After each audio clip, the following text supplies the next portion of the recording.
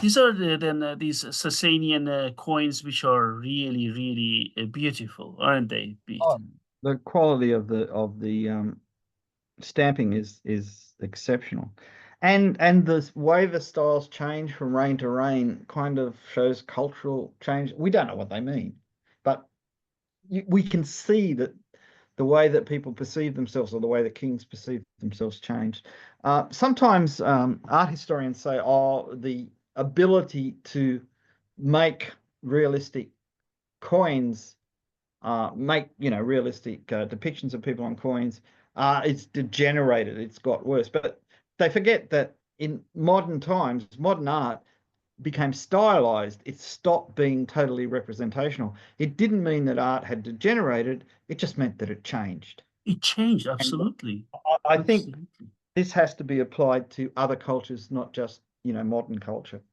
And I I think agree. that this is what we're really seeing. We're seeing changes in style I agree. and attitude. I You know, agree. I agree. it's Totally. sometimes the when they're very stylized, it's because the kind of symbology of the crown or the hat they're wearing or something has become more powerful than whether the face looks like a real face. Absolutely. Because this is what says the king made me, and the king stands behind this coinage, which is what coinage is all about. I mean, um, We go this to is Saltman, and this Saltman, in the winter of 1993, miners working in a salt mine came across a body with long hair, beard, and some artifacts. So, what are these finds? These finds included, which is, is from, controlled excavation. It's on archaeologists came. They found remains of a body, a foreleg with the bone inside the leather boot, three iron knives, that's interesting. We are going to see that. A woolen half trouser or pants, a silver needle or ear cleaner, sling, parts of a leather rope, grindstone, walnuts, some pottery shards, some design textile fragments, and finally a few broken bones. The salt mines are located in the foot of the hills facing the Chehrabad River on the southern part of the Hamzelu village. The mentioned body had been buried in the middle of one tunnel of approximately 45 meters length. After archaeological studies, which included C14 dating of different samples of bones and textiles, the saltman was dated to 1,700 years ago. That's where I put this one, right? In Yeah, calculation, I put 335 Anno right. Domini, right? Yes. Yeah. This is unbelievable. By testing a sample of hair, the blood group B plus was found out, determined. By using DNA dactyloscopy, the age of 37 was attributed to him, and the height of, listen to this, 175 centimeters. So he So, was a six foot tall, and me. basically. So, the Mm. reason I'm saying it is people always keep saying, oh, people back then were so short. People back then were all short. I don't even Yeah. know where these damn things come from. I always say, I have handled so many armor types. Why people Mhm. say people were all short? I'm sure short Look, people were there. some of it comes from things that were commonly believed in the 19th century. Because in European studies in the 19th century, they noticed three things that made them think people were short. One, doors were not as tall as they were shorter. Um, when they put the armor together, it came out short. And there was some of the skeletons were clearly undernourished. The doors were because in Northern Europe, they made the doors smaller so less heat escaped in the winter. It wasn't because people were short, they had to duck to get in the doors. It was to keep the rooms warm when it got Exactly. cold. The Exactly. armor, what they didn't realize was the legs weren't up way up inside the armor. The legs were hanging off straps on the belt and things. Yes. And so the armor was actually much taller than it. When they put it on stands, it looked short. But when Yes. they worked out, when they got a man who was the same size as the armor and put it on the man, it was tall. So it look, you can't blame people in the 19th century for not understanding these things. Yes. No, but because And still many people believe that today, yeah, right? but it's because like you and I read scientific papers and up to date historical articles because this is our interest and our training and whatever. The average man in the street will pick up a book or look at a web page, and that book or web page might be using material that is copyright free from the 19th This, century. This you is know, the most available stuff. I was just the other thing that came to me when we're talking about the third thing in the industrial um, revolution in Europe, when people moved from farms and started working in cities, in factories and everything, their nutrition declined. People actually got shorter in the 18th and 19th centuries in cities because they didn't get enough high quality food. Whereas the people that are out in the countryside digging ditches and eating fresh grain and things, they were still big. yeah, So there's a problem that people look back on their immediate past 100 years ago yes, and say, I've got granddad's shoes and they're really small, or I've got granddad's coat and it won't fit me because my shoulders are too big. That might be because you're better nourished than granddad was, hmm, but granddad was probably less well nourished than his great great grandfather was very good because point. Yeah, people are living in the countryside where there's yeah, plenty of food. The reason that the nomads were often so successful as warriors was because they get to eat a lot more meat. yes, And so absolutely. more protein in the diet, their muscles get bigger. And of course, they're active all the time. They're not Yes, sitting around reading books like fat people like me. And yes, so as a result, they're taller. I've oh, seen a survey. It was published like 10 years ago, based on the census done in Turkey in the 1890s.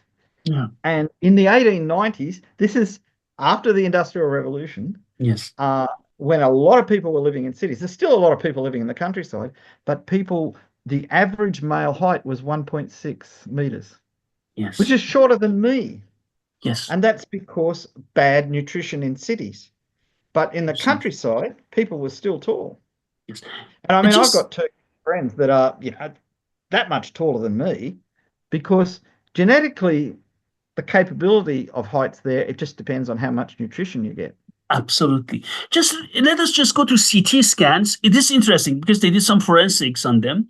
In investigation, three-dimensional pictures, CT scans show that the fractures, he had fractures around the eye and various damages that happened before death as a result of a hard blow to his head in one of the side of his skull. Visual Hmm. characteristics presented long hair and beard and a golden earring on the left ear, indicating that he was a high ranked man. So he had a golden earring. But the Hmm. cause of his presence, why he was in that salt mine and death, is not clear. Yeah. So this is, the salt man, and in Iran, the finding was a beauty. And now you're going to be surprised. If he's not only one, which is in National Museum of Iran, they found more in Zanjan, All also right. with knives. Yeah. So this is a very huge mystery. I need to do some research on them because I need to go to Museum of Zanjan. I don't know why they died, why they were, but they were also found in a salt mine. Hmm. So, this is very interesting, right? And I thought I Yeah. would share this with you. Really No, beautiful. no. But I remember seeing a photograph from the museum of the boot because I'm interested in boots because I like making boots and that. So that's the poor fellow's head, is it? yes, look at this. That's the damage he took. Yeah. Well. Maybe somebody knocked him out and threw him down the mine to get rid of the body. Yeah, it could be. Yeah. Look at the And textile beat. Look, you're a textile expert. Look at this. yeah, so remember when we were talking about that sculpture, that's the kind of textile I was thinking of. Yes. You know, he's from Band, Sasanian period, right? So that's yeah, interesting to look at that, right? Look at this beat. yeah, yeah, that's quite intricate. See, Very. this we look, you go back to the Achaemenid period, and really high grade textiles were being produced. Never stopped in Iran. They were producing high grade textiles for their whole history. And this, I mean, this is, I'd love to see somebody do a diagram of how these pieces are laid out flat, Yeah. um, which would give me a better idea of what's going on here. Actually, But I know the curator of this, and Mhm. she possibly she asked me to write about the knives. Maybe we could cooperate with her. She's a very nice person. She's a doctorate I and a know. curator. I'm really interested in these Yes. old textiles, old leatherwork, and that because, as I say, there's a whole world of technological detail in these things. Yes. Weaving is a very complex art, and Yes. when you kind of get it all together like this, you can see all kinds. Oh, there's a knife. One of the knives. Look at this feat.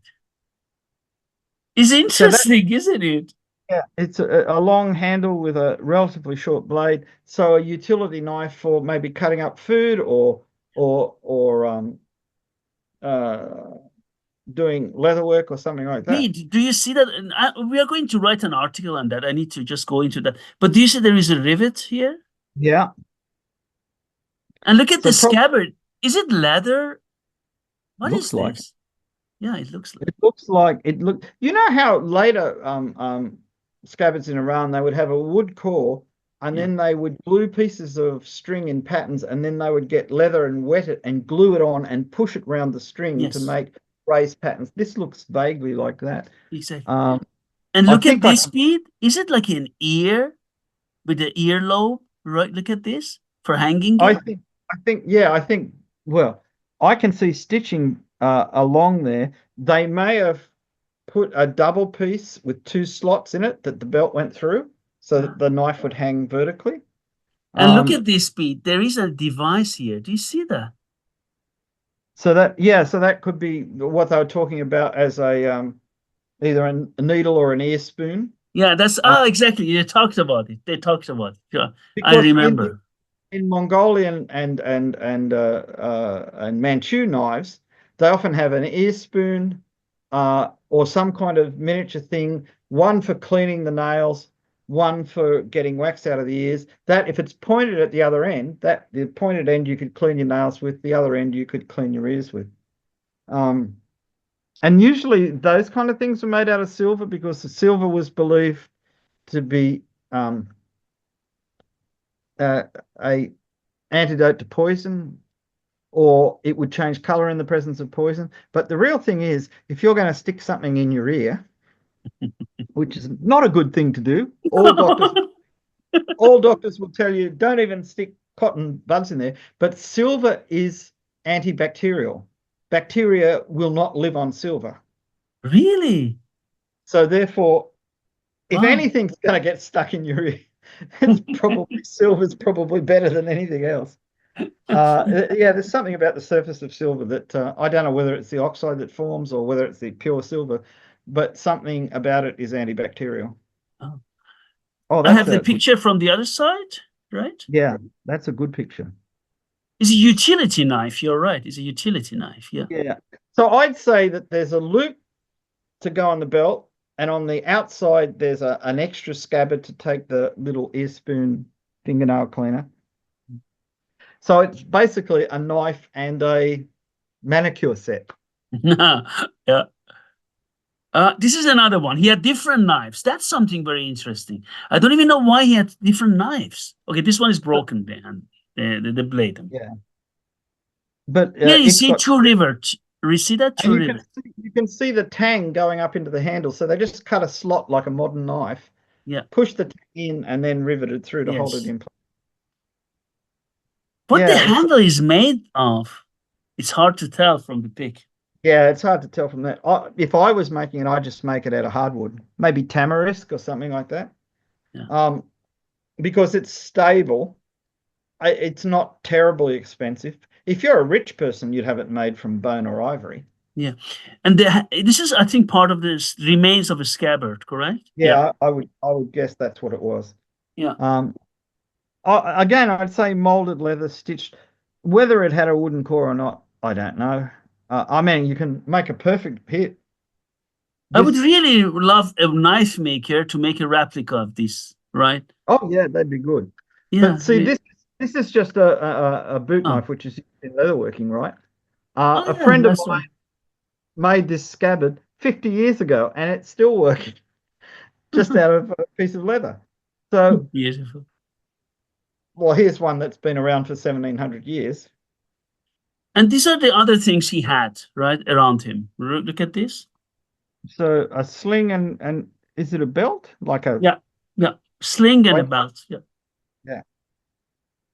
Yeah. Well, slings are quite practical things to carry around with you because they weigh nothing, Mhm. and they again they'll last. Uh, Obviously, if he'd been thrown down a mine, uh, they if he had a purse with coins in it, they would have stolen that. Yeah. But see, is it an assassination? Yes. Is it a judicial killing? Yeah. It doesn't look like it was an accident. No, no, no. I mean, it's such an accident. Yeah. Yeah. Yeah. Yeah. Exactly. And he No, doesn't, no, if he's wearing a golden earring, it's very unlikely he was a miner. no, no. Exactly. Yeah. Look at now, this is his boot, B, and part of his leg and the bone inside still. Yeah. They didn't remove it. So that's a really nice looking boot. And again, boots generally are associated with horsemen rather than just everyday, because most peasants used to wear shoes or sandals.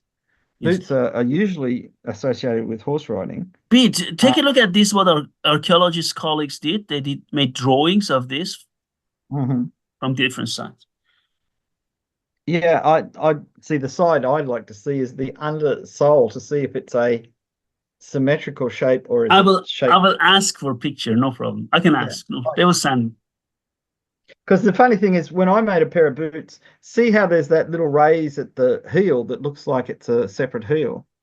Yeah. I was making a pair of boots and I cut them all out and sewed them together and found out that the back of the boot was that much shorter than it had to be. And I just stitched another piece of leather on. What do you And think? What is it made of, Pete? I think it's leather. No, The I way know, it's but what kind of leather? You cannot tell, right? No. not by looking at it, you'd need to use what to identify an old leather two ways. DNA is a good way. But the pattern of follicle holes, like where the hair was on the original animal, Mm, that sometimes can be diagnostic of which animal it was, like a mm, cow or a goat, for instance. mm. But sometimes, it's not possible. I think pig is quite distinctive. Um, but if I was making boots back in these times and they were just for riding and they weren't for rough work, Uh, Yes. a good goat skin, lined goat skin would be really good because goat is strong but flexible. Yes. Sheep skin, it's too flexible. It's not very good. It's good for lining, but it's not very good for making the body of the boot. If it was a military boot or a boot you wore hunting, um, calf skin would be really good because it's thicker and stronger. Deer skin, really tough. If you had the opportunity to use deer or gazelle skin, you would produce a very tough boot that was still flexible. Pete, So did they use any buffalo or any rhino for boots? I have seen no evidence of it. Um, Buffalo leather, you can thin it down, and you could make a boot out of it, but you have to skive it. You Nowadays we put it through a machine, which takes off all the inside part of the leather until you've only got a very thin layer with the skin. That's really strong and flexible. But back then, it's more likely that if you wanted leather of a certain thickness, you'd pick the animal or the age of the animal. So calf Yes. to get a thinner than a full-grown cow. So if you wanted to make a shield, adult buffalo skin, really good. Yes. adult rhino skin, really good. If you Yeah. wanted to make the sole of a shoe and Mm. make it really tough, even immature buffalo, the leather would be strong enough to make a sole. It also Yeah. depends on how you put it together. So if I were to guess, Mm. I'd say this was sewn together inside out, then wet, and then pushed through to make a turn shoe because of the way the seam looks around the sole. It's completely concealed, and that's a turn shoe thing. It looks like it's been pieced together of different pieces. Mm. So it's not like just Mm. the leg part and the foot part. It's Mm. the foot part's made of several pieces to get the shape of the foot right, or because they didn't have. I would say it's done Mm. deliberately to get the shape of the foot right. You see, it's got a quite nice toe shape, and it Mm. comes in. It's wasted in at the underneath the instep, which would make it quite comfortable. It does look to me that could be remains of his trousers inside there, or it could have been lined, or it could be a sock. Yeah, it could be a sock as well. Yeah. So, Because I mean, I've been watching some videos from Mongolia on making modern Mongolian boots, which are not that modern because they're 200, the style's 200, 300 years old, and they make felt socks that fit inside the boot for cold weather, or they make padded socks like mm. uh, rich people would have silk floss padded socks or something like that, and they are the same shape as the boot except a bit longer.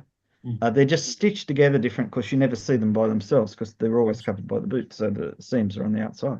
Mm. So that could be a sock, but it equally could be a lining that's come adrift from the top of the boot. It does look to me like there is a traces of a stitch line along the top of the boot, Mm. which would suggest that there could be a lining, or because when I make a leather object that's got an open Mm. top on it, Yeah. when I used to make them, I just decorated the top. But Mm. now I stitch the top because the stitching stops it from distorting, the shape from distorting, Yeah. and makes it last longer. So, Mm. I mean, even on quivers, I do that now because it's just more practical. But yeah, the structure is really interesting. Yeah. Oh, this is good. Yeah. Very nice. Huh? Really nice. Hmm. I mean, in Iranian National Museum of Iran, Iran Bastan Museum has beautiful things. Please take a look at Yeah, them. yeah. I mean, the degree of um, clarity on the design, because I look at the repeating designs first, then I look at the figures. Because the repeating designs are often diagnostic, whereas the figures can be generic. In this Yes. case, it's a winged deity of Yes, some I sort, mean, possibly yeah. a female one. Yeah. Um, Yeah. whereas down below, the hunters and horsemen are, I assume they're hunters, I'm not sure. Yes. You see the leg position of the horseman on the left, Yes. uh, I would Yeah. associate with riding without stirrups. Um, Because, well, I mean, historically, no, we know there were no stirrups there, but secondly, that very straight-legged posture, which some people in they used to teach for bareback riding, having your legs very straight because then your thighs could engage with the horse's back and you weren't putting as much pressure at the top on the horse's spine. It's still not as good as using a saddle, but they had ways of dealing with it. Um, yes. so I think these are indications. Often the feet get broken off because they're hanging below the horse's body. So Yes. when the whole thing falls off the wall or whatever happens to it, the feet Yes. often disappear. Yeah. When stirrups became widespread, Yes. like in the 7th, 8th, 9th, 10th centuries, the feet gradually got higher and higher up because they shortened the stirrup leathers because people were using the stirrups to transfer their weight to the saddle rather than just relying on their thighs and the sides of their knees gripping the horse's body. And so in places like Iran and China and Central Asia, at first you see when stirrups first come in, you see them riding with their toes pointed Mm. down Mm. and the legs fairly straight, and then Mm. gradually Mm. the foot gets flatter and gets higher up on the horse's body. Mm. This to me is that older style. This is Parthian a Pahlavi script, Yeah. or is it Aramaic? No, it's Because Pahlavi. they're both the same. Yeah, Pahlavi. Yeah. Yes. I mean, I just one thing to say. Okay, hold on a second, please. Yeah, these pottery fragment with Sasanian Pahlavi. Exactly. Pottery and Yeah. fragment with Sasanian Pahlavi inscriptions, right? I need to Hmm. say something which is from Khuzestan. Yes, it's Pahlavi script from, here as well. You see that here Yeah. and then here, the Yeah. inscription. Yeah. I need to say that Iranian archaeologists have found lots of many new inscriptions in Iran from Excellent. Achaemenid period, from Parthian period, from Sasanian period. I just wanted to say, because people say, oh, there is not enough, there is not enough. Guys, Iranian archaeologists have found a lot, and we are going to have, we have lots of There's materials. sometimes there's so much stuff and so few people to do it that it takes a long time to get published. It's not that Exactly. it isn't there, it's just It's that the workforce is small because small. Exactly. archaeologists, they'd have You, to spend a lot of we time. had this business of archaeology and history being lucrative as banking and finance and consulting. I'm sorry, but I have to. You need to call a spade one thing sometimes. Yeah, Had it been yeah. so lucrative with lots of finances behind it, we could have moved lots of things, right? Oh yeah, and the periods when it was like in the late 19th century, early the mid to late 19th century, when Yeah, rich European countries were sending out people and just buying stuff from the locals who didn't know what it was and taking it home and translating the inscriptions and everything and saying, well, the British Museum is full of stuff that they bought from local people um, for a pittance because yes, nobody knew what it was until they no, got home and, somebody translated it. Um, that Nowadays, a lot of governments are putting money into archaeology, but not enough yes, because what archaeology does for your country, no matter what country it is that you live in, it gives you depth about knowing how deep your culture is and how worthwhile it is to keep it going. I mean, yes, you can, it's easy just to live in the present and forget about the richness of the past. yes, And I'm not talking about the fact that you might find a hoard of gold or yes, Tutankhamun's mask or something like that, but all the daily life and that is recorded by, I mean, when archaeologists today are so much better than they were 100 years ago at yeah, finding out the everyday things about people's lives, absolutely. which, it makes the past alive for us too when someone can write a book and say, oh, these people liked Yes. drinking milk or whatever. There's been a recent thing in Northern Europe where they found evidence that the first Neolithic farmers in Northern Europe didn't make bread; they made gruel. So they cooked their wheat or their barley or whatever in liquid and ate it as gruel rather than make flour and make bread out of it. Eventually, they started making bread, but you only find this out by very meticulous excavation. Yes.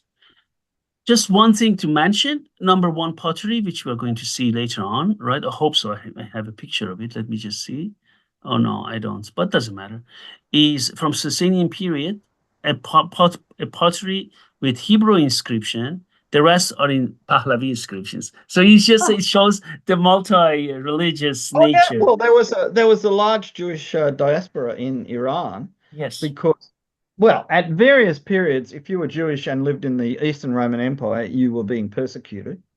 And we Uh, have also a Jewish community today in Iran, even oh today, yeah, as you know.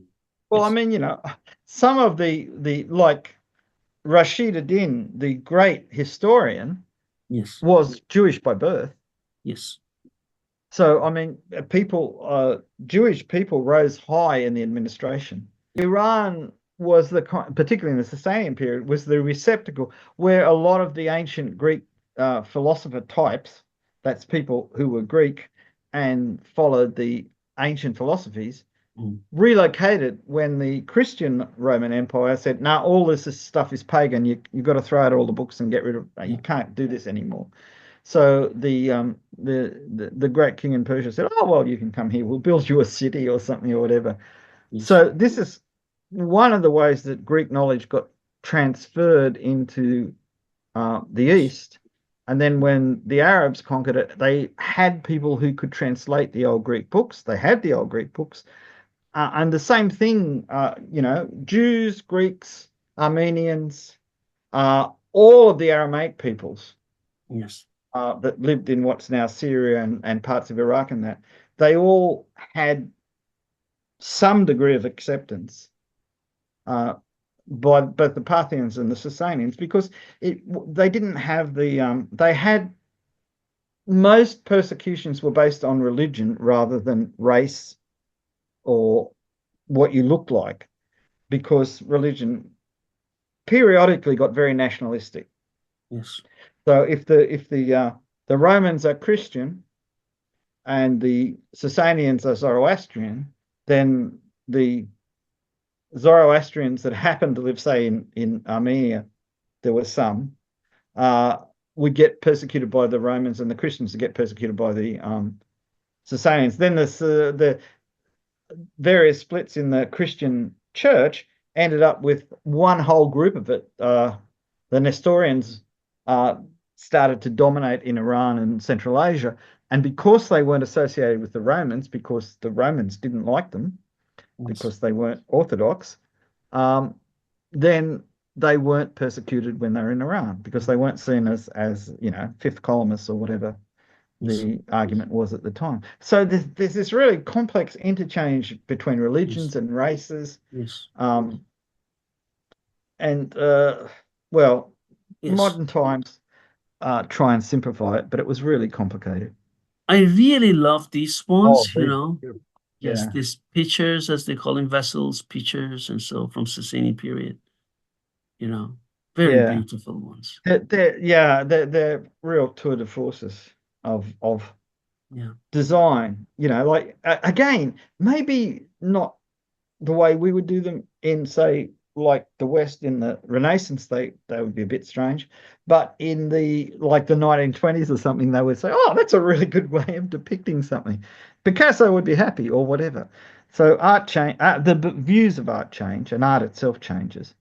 But some of these objects are so beautiful. I mean, just the shapes. Don't forget about the decoration. Just the perfection of the shapes. Unbelievable. And often the decoration is superb, but there was a whole visual vocabulary Yes. of shapes. And I mean, Yes. we talk about arms and armor a lot, but it carried over. You look at Yes. swords and things like that. There's particularly the For, ones ex- where, for example, this one, number five, I just look at it. Five is from Gilan, all from right, so Sasanian up north. period. Six is from Khuzestan. One from the So south, one from the up north. north, yeah. Beautiful. And they're similar, but they're see, Mm. this is interesting because the Sasanian culture was very widespread. Yes. And parts of it survived long after the Arab Mhm. conquest. I mean, in Gilan and Mazandaran and that, there was still Yes. people with Sasanian style names well into the 10th, 11th century. Oh, these are those wonderful bowls. The Yes. low bowl at the bottom there. There's a Mm. whole group of them in the Shoso Inn in Japan that have been there since the Sasanian times. Like That's they were it. gifts. They went through China and they ended up in Yeah. the Shoso Inn, the great temple complex. Yeah. Um, Yes. but yeah, these are really. I'm never been quite sure what those low bowls were for. Were they for drinking or were they I for putting don't fruit know in? exactly. These little balls, yeah, I think so. But these ones, this one, I don't know. It's like I don't know what it is, ladle. Might be for serving out of a Yes. bowl, like putting wine or whatever. Yes. There are other things that had like holes in them, like a sieve, and they were Yes. used for sprinkling holy water during religious ceremonies and stuff like that. Is that a little dragon in the middle at the back? Which one? This one? Yeah. Yeah, it looks like. I mean, the other one is a reclining oryx or something like Yes. that. Um, People in this whole in the whole of Iran, there was always this fascination with wild animals, Yes. and I mean, and when it came to domestic animals, they really liked bulls for some reason. Very popular. So these are, I mean, these are really nicely made. Very Um, nice. people lived well. Yes. Oh, here's a king. Yeah. And these are, you can see that. Again, this lion, do you remember the same one Yeah, we had yeah, made yeah, of very bronze? similar. Yeah, very similar. So that there's a this is a continuous tradition between two Yes. dynasties, and possibly going back further than that. Look But at the this. kings, um, Let me just see. We have number 10. Where is that? King is 15, 16. What is this? Yeah. Stoko and Anahita. Then bust of a man. Well, it doesn't say exactly, but it's very beautiful, isn't it? Aren't they? Really beautiful. this Kali Yastagur. Yes. And Well, it's a I've read it. foot. You see that? Yeah, so there's a whole statue there at one stage. These are stucco, aren't they? So they're, Yes. yeah, like plaster. Yes. Look at the fineness of the detail on the male head or on the figure of the woman. I Yeah. mean, I know this was a kind of gypsum plaster that set very hard. Yeah. Um, Yeah. and they were really experts at carving plaster. Uh, Um, okay. I think 16 exactly. That's 16. This is mhm. Anahita figure, they call it number 16. So that's the woman's head, Yes, or this the statue statue. itself. Yes. Yeah. Well, And Anahita was like revered since at least the Achaemenid Empire. yes. And then we have And eagle. This one, eagle. You see that? oh, Eagle. right, yeah. Well, that was a great royal um, emblem. Yes. Look at this. Wow, that's beautiful. Yeah. 11. And let me just see what is 12. Okay, it's woman. Doesn't say anything about it. It's beautiful. The eagle, I really love it. Oh, the hat is missing, of course, and part of the wing. Yeah. Yeah, unfortunately. No, no, these are beautifully done. Oh, there's a nice bowl. Well, yeah. Oh, Is that is that metal or glass? I don't know. I cannot tell from here, Pete. Yeah, yeah. I cannot tell. Because yeah, sometimes when glass is buried a long time, the surface crystallizes or And you will changes. like these. Oh, mosaics, yeah. Yes. Look at this. I think they're like okay, this was yeah, yeah. Um, I think the if I'm not mistaken, I don't know. But the one thing which is important is stucco and these ones. Look at them, the mhm. flower design. Oh, yeah, yeah. So these are you can imagine these around a wall or something in a house or a palace. And Look at so this. yeah, I mean, oh, the boar's head, they loved that, didn't they? They did, yeah. They always Yeah, hunted them. Yes. yeah. And it's one angry boar. Yeah. And this thing of having like a circle with little round objects, which in fabric they're embroidered white, so they're meant to be pearls or something like that. Yes. Um, but the formalism of the design, I mean, these, so their walls look like their fabrics, Yes. except the walls were almost three-dimensional. This is See, I mean, if that was a design on a carpet, it would be totally acceptable. yes, absolutely. But this is a panel along a wall somewhere. Yes. Look And at this. yeah, and could you imagine if it was painted, which it probably was? It was, Well, I'm sure. there's some really good naturalistic sculptures there of a deer and possibly something else. And that kind of stylized flower at the top, like a chrysanthemum or something like that. Yeah. So that's really beautifully done. Oh, there's that looked like Sharple the second. Yes. And these are the mosaic there, which were found there. Look at Mm. this. This is, I think, you see that bead? This is that's, I don't know. But anyhow, I need to To me, look at, it looks like mosaic to me. okay. Uh, they're saying bas relief there, but that's not a bas relief. The next Uh, one, you're going to love it. This is a mhm, nobleman. This was found not long time ago, third mhm. century. and height is 102. The weight is 81 kilograms. Is That's long. limestone. Look Oh, at this. Mhm. oh yeah, that's great, isn't it? Yes. Yeah, he's got the wonderfully flowing baggy trousers that the Sasanians are famous for.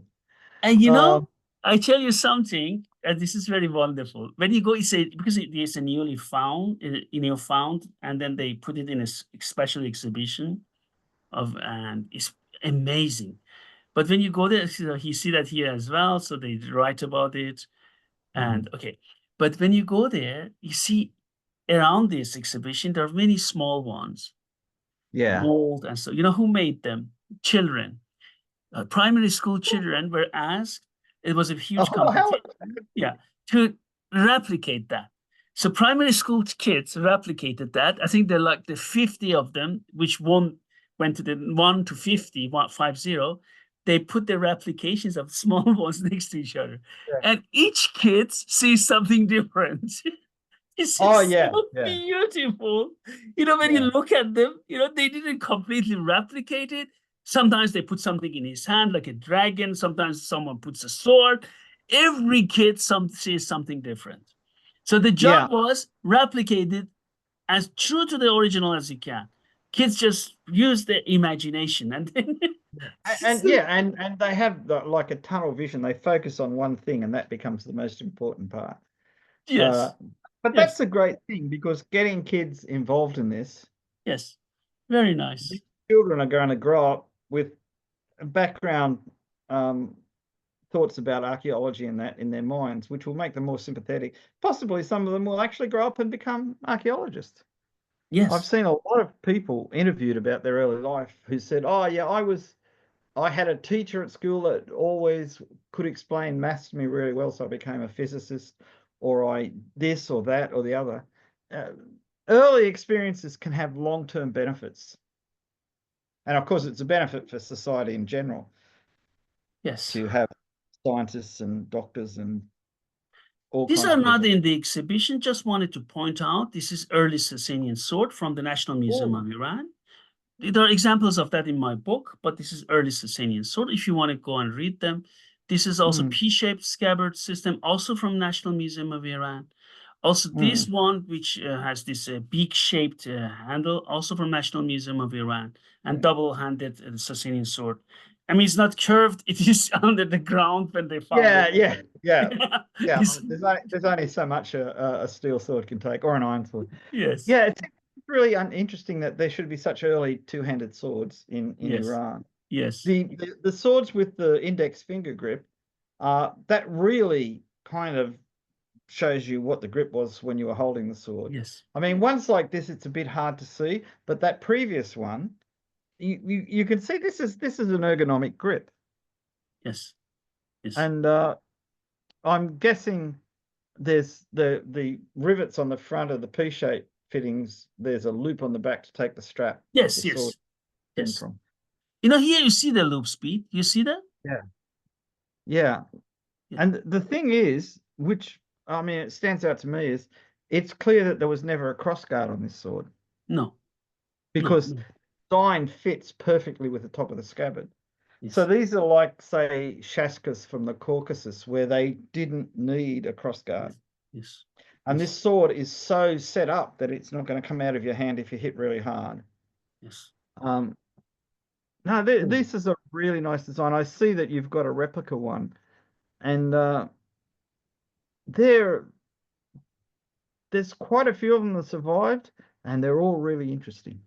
Very beautiful. I mean, in Iranian museums, we have some of them, many of them, and also there are some of them in private collections in Iran. Hmm. Also, there are many Oh, yeah, beautiful well, I mean, ones. I see these as 6th, 7th century, but they may have been made later as well. But the design is so particular, and to me, uh, not taking your name in vain, I really get this feeling this is a Khorazani design. Uh, Yes, it's because you don't see it in the early Western sculptures and that, but then all of a sudden, all these swords, and they've found also in the north. yes, So, um, around Perm and places like that in what's now the Russian Federation. So what happened is maybe at the end of the Sasanian dynasty, things like the silver plates and these swords were given to people as gifts by the Arabs when they, we've got all this silver and stuff. We won't give them our stuff. We'll give them some old stuff. And but these were so beautiful that everybody treasured them, and they ended up in people's tombs and whatever. Um, it's and the design work. I mean, these are so elegantly shaped. I mean, the Yes. scabbard is flattened in the middle because it's been under a pile of earth or something.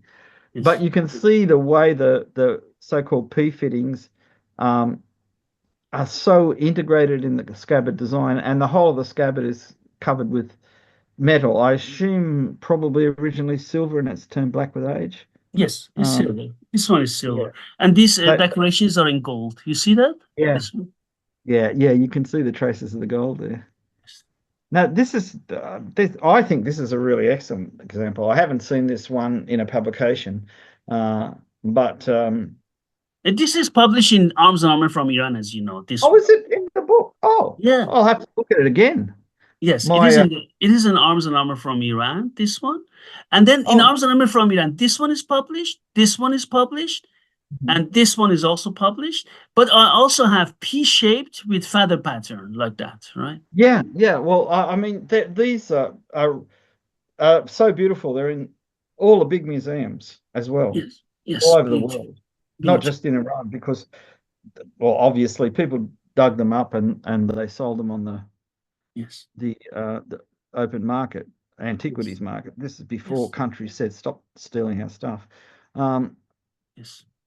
And yeah, this one, you see that for the handle, you can pass a cord, leather cord, to attach it to yeah, the. yeah, but All of them have that. This yeah. type, this type. I have in my books. This one is in Lexicon, published in Lexicon. Two of them, two others. So one of them Mhm, is in Bonyad Museum. One of them is in National Museum of Iran. One of them is in Reza Abbasi Museum in Tehran. mhm. All three, which are published, two of them are in Arms Armor from Iran. One is in Lexicon. All of them have these rings on the back. So this one always have this ring, this type. Yeah. So I mean, I had them in my hand. I had them in my hand. I have to be honest with you. Mm, it didn't bother me to have those rings. I could perfectly hold them, actually. oh yeah, no, I'm sure that these were made specifically to look like that. Bear in mind, the blade may be older than I mean, the scabbard and that may have been made, like in 650 or something, and the blade may have been made 100 years earlier because blades last if they're good. Yes. But that All of that grip, three very well balanced. And actually, the thing is, this rectangular thing here, right, helps it to balance it. So I can tell you as a swordsman, when you hold it, I don't know, oh it's yeah, a very well well, balanced that sword. was the thing. Balanced That sword. was the thing that worried me about that because you can't tell by looking at a picture what it Yeah. feels like in there. Yes. So And these some are, excuse me. Yeah, yeah, these no, are no, go these four type of blades which are not in permanent exhibition, and these are there. on. So Beat, how did you like these artifacts, Parthian and Sasanian today? Oh no, these are wonderful. I mean, it's conceptually to have that many swords, for instance, from that early, and I mean these are long, mainly double-edged swords. Um, so that the ways of wielding them, they could cut that way, they could cut that way.